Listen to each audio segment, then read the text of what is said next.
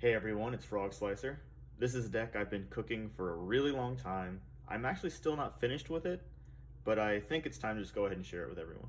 So this is my Fairy Final Countdown deck. We're starting with my pet card, one of my single favorite cards of all time, Winged Kuriboh. Once this new printing came out, I knew I had to buy it, and that's when I decided I wanted to go ahead and show you guys this deck. So we run 3 copies of Winged Kuriboh. I'll get into why later. We run 3 copies of Cyber Valley. This is actually the backbone of the deck. We're trying to utilize all 3 of its effects and as often as possible. One of the easiest ways to do it is with Battle Fader. So you just stall for a turn with Battle Fader and then you use it with Cyber Valley. That's actually not ideal in this list, and again, I'll get to that. There's only 2 more monsters left. Morphing Jar, it's a mainstay for any of these kind of like degen alt win style decks. So you have to run it. It's often a +5, even if it's giving your opponent's cards too. Sangan, which can find the Morphing Jar. I'm not the biggest fan of Sangan searching for Morphing Jar, but Sangan for Fader if you're going to lose is always good, and Valley if you have the play tempo. So the namesake of the deck, Final Countdown, we only run 2 copies. So technically it's probably correct to run a third in case your opponent runs something like Solemn Judgment or even weird stuff like Dark Bribe, but you also don't want to clump on them, because the way you play Final Countdown is every single turn you're drawing something you need. So you want to open Final Countdown or stall for every turn until you get Final Countdown. Then once you've played Final Countdown, this is the worst possible draw in your deck. So the idea is don't draw too many, and we have other ways to search for it. So 2 should be okay, but maybe 3 is correct. It's totally player preference. And this is why we run the 3 copies of Winged Kuriboh, 3 Flute of Summoning Kuriboh. So this ratio isn't actually ideal, but it doesn't really matter because all you're trying to do is turbo out the Winged Kuriboh. This is functionally a Wabico. So when Winged Kuriboh dies, when it's destroyed either by battle or card effect, you don't take battle damage for the rest of the turn.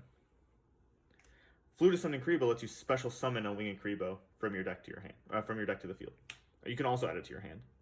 So we basically have 6 copies of Winged Kuriboh, which means you can use your normal summon on a Cyber Valley, Flute of Summoning Kuriboh to special summon Winged Kuriboh, and while either of these cards is a standalone stall card, if you haven't found Final Countdown yet, or if you're trying to dig through your deck, which is often correct, just go ahead and banish them to draw 2. So if you have too much stall, which is never a real thing in this deck, you can turn it into draw, and you're going to draw into stall, or draw into draw. So as long as you have enough stall, you can afford to do this. And that's kind of the idea. We want to use Cyber Valley to filter through our deck as aggressively as possible.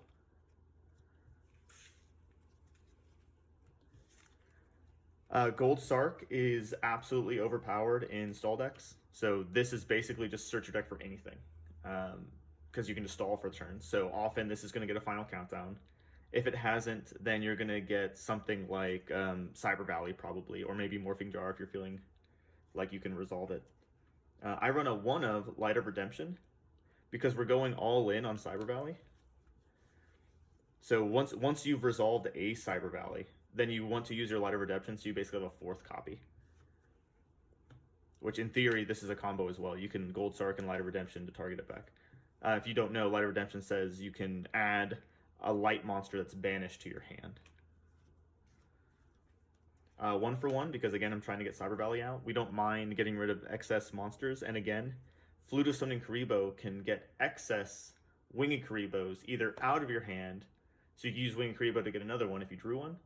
So 1 for 1 is usually going to discard a Winged Kuriboh, or you can Flute of Summoning Kuriboh to add a Winged Kuriboh to your hand to discard for 1 for 1, just to get a Cyber Valley. 3 upstarts. So in theory, this whole engine that I'm about to show with the trap lineup can support doing a stall burn strategy. But if you want to do Final Countdown, you have the benefit of being able to run upstart goblins. So that's nice as well. With all the deck thinning and the draw, there's a lot going on here. So 2 copies of Accumulated Fortune. It can totally support 3, but we don't want the absolute nut or dead draw of getting 3 Accumulated Fortunes bricked in our hands. So while we don't actually need card advantage that much, we just need to stall every turn. So having a +1 in the deck is very good. Of course, you always want it. but I don't think it's actually worth the risk, because you're going to be sitting here for 10 turns. Final Countdown says 20 turns. It's one of mine and one of yours. So it's only 10 turns you have to actually stall your opponent. So you don't want to maximize the odds of getting 3 of these and potentially losing at any point in those 10 turns, in my opinion. But with that being said, there are ways you can still lose, which is just running a bunch of draw traps. If you set 5 back row and they're all Jar of Greeds, your opponent can still TK you. But yeah, so these are just the draw 1 cards, and this is perfect. It's just deck filtering. You're able to thin your deck with the Winged Kuribohs and just get chain links for accumulated fortune. And also, if your opponent has a set MST or a set Dust Tornado and they want to stop your back row before you do anything, then these help like set a big buffer where they're gonna have to win the roulette. But yeah, so a lot of draws so far. And this is the main play I had in mind when I built this deck. So the first thing you can think when you think of Final Countdown is like, okay, I'm just gonna run Threatening Roar Waboco. And then on top of that, I'll run like Marshmallow and Spirit Reaper. And then, hey, well, there's some of these more situational stall traps like Thunder of Ruler, which is like a Threatening Roar. Your opponent skips their battle phase, but you can only activate it during their standby phase. So you have to activate it before their turn starts, really. And then the other one is, I believe, Frozen Soul. If that's the card I'm thinking of, it says if you have at least 2,000 life lost or something like that, and skip your opponent's battle phase. So functionally, there are 12 Waboco Threatening Roar effects. But Waboco and Threatening Roar are significantly better than the other 2 options.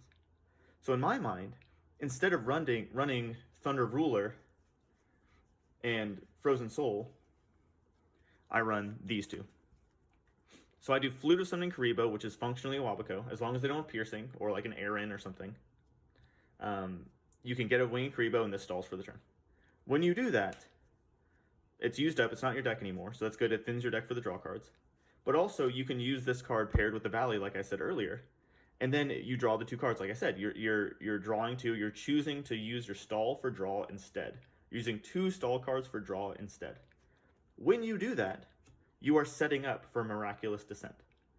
So Miraculous Descent is basically a Call of the Haunted for a banished fairy, and that's basically the idea. So Flute of Summoning Kuriboh pulls the Winged Kuribohs out of the deck. If you can, you're going to use Valley as much as you can to banish this. And then once you've banished it, you want to use Miraculous Descent to bring it back. And it's like a Flute of Summoning Kuriboh at that point. So in theory, you could stall with like 7 or 8 Winged Kuribohs in one game. And what's really good about Miraculous Descent is if you clump on these, if you draw 3, that's actually okay, because you could have a hand like this. And if you do Flute of Summoning Kuriboh and you pull out Winged Kuriboh and you Valley and you draw 2, now this is banished. You can Miraculous Descent to stall, just like Flute of Summoning Kuriboh would have been. Or if you get this Valley back somehow, or you draw another one, hey, now you're using Valley again to draw 2. This is banished again. Now this next Miraculous Descent is bringing it out. So the idea is, well, in defense probably, but yeah. So the idea is everything's setting up and everything's turning, and everything is kind of modally either stall or set up for draw. And the last cards in the deck, if I have this right, yep. We have 3 copies of Threatening. One of the best cards in Yu-Gi-Oh! In my opinion. If your deck is aggressive, then, or if the format is fast even. Like, this card is kind of one of those cards like format defining. In Zombie Lightsworn before Edison format, people were actually running Threatening Roar just because it was a way to not lose to giant bosses hitting the ground. And then in decks like this, it's just stall, or decks like Frogs, it's kind of card advantage. Love this card. And 3 copies of Waboco, basically the same thing. So these cards just stall for every turn. These are the cards you want to sit. See, so if you've resolved Final Countdown, and you're just topping and drawing every turn, these are the cards you want to see. And the idea is, you have a hand like this. You set all 3. And when you set all 3, your opponent, if they have a set MST, they might hit the right one, they might hit a Jar of Greed. And if they want to Heavy Storm you, you just chain it all, you don't care. So every single one of these draw traps is like a shield. Like I said earlier, it's like a shield for these. But also the same thing, if they MST this on the chain, and you have the banished Winged Kuriboh, so you go activate, and then, actually that doesn't work, never mind. All the same, if this is destroyed, and this resolves, and this summons it, then when this is destroyed, this will be destroyed. and then you'll skip the battle phase. Or, sorry, don't take damage from the battle phase. So that is actually it for the main deck. The side deck is actually the biggest reason why I haven't shared this deck with anyone. I don't really have a side deck. The side deck I have right now is basically just my Chain Burn side. That isn't even fully my Chain Burn side. But for sure, if you're running 2 copies of Final Countdown, you run the 3rd copy of Final Countdown on the side. You either main this 3rd one or you side the 3rd one, because they could be playing something weird like with Dark Bribes or something, and you need the extra copies just in case. You can lose to Oppression, so you need answers to Oppression. That's basically all there is to it. One of the things you can run that's actually really interesting is, I don't have it in here, what's that field spell? The fairy field spell. Sanctuary in the Sky. So you can do Sanctuary in the Sky, which prevents you from taking battle damage while you control a fairy. So you could side that against decks that have piercing. So if they're going to go Whirlwind, Sirocco, Bora, Special Summon Bora, pump up Bora to pierce over this didn't stall. You're going to lose that game. If your opponent can find piercing anytime in the next 10 turns, eventually there will be a turn where you have to use this and you'll lose. So you probably need something like Sanctuary in the Sky, so that when you have this specific play, the Winged Kuriboh play, you don't take damage from piercing. So that's probably an important side deck option. Another thing that has been discussed a lot in the Chain Burn channel, that does apply here, is Volcanic Queen. So I actually took this to locals one time, and I think there were 3 of us at locals that day, so it wasn't really worth mentioning. But I faced against Gladiator Beasts round 1, and he just hit me with Heraclinos every game because it's so easy to do that, right? And there's no out, so you probably want to run 2 Volcanic Queens in the side and just hope to get it before your opponent gets the Heraclinos. Yeah. So the rest of this is mostly just my Chain Burn stuff. So I do Mind Control, Brain Control. I think in Chain Burn I don't run the Mind Control, but I'm not sure. I don't remember. But I definitely side in Brain Control because I also side in Triple Caius. Another thing I'm solving here with this version is I run a lot more spells that's a lot less reliant on these traps. So while there are an insane amount of traps in this deck, the Final Countdown decks of history hard to lose to Royal Decree. So yeah, that's another reason why we bring in MST and Dust. I think I actually have the 3rd Dust Tornado in the side. I just took it out for my other deck right now. So I think realistically, if I took this to a tournament, I might just bring 3 Twisters and MST. But yeah, so for Chain Burn, that's actually why I have Brain Control Caius, is these hit Royal Decree or Oppression, whatever. So it just hits anything. Whatever it is they brought in, you can hit it. Same thing goes here. This is definitely a Chain Burn option, is you do Sirocco. If they summon a bunch of Black Wings and then you Threatening Roar for the turn, then you summon a Sirocco, you pump him up equal to all their monsters, and then you do like 4k damage. It's ridiculous. And then, yeah, Solemn, Heavy, Cyber Dragon. This is just filler stuff. So there's definitely a lot of work to be done with the side, and you don't need an extra deck, unless, of course, you have a Cyber Dragon, in which case you need a Chimera Tech Fortress. But yeah, that's mostly the idea. That the big thing, and we'll go ahead and finish it off with a recap. You do Flute of Summoning Kuriboh with Winged Kuriboh, Miraculous Descent. This is what you're trying to maximize. So anything you can do to make this happen is what you're going for. And this gives you a much faster, streamlined deck. You have much more draw, and it gives you kind of recursion when you spend the draw. So this is kind of a +1, because when you do this for +0, you're ultimately making this more valid. That's it for this deck profile. I really appreciate you guys watching again. Peace out.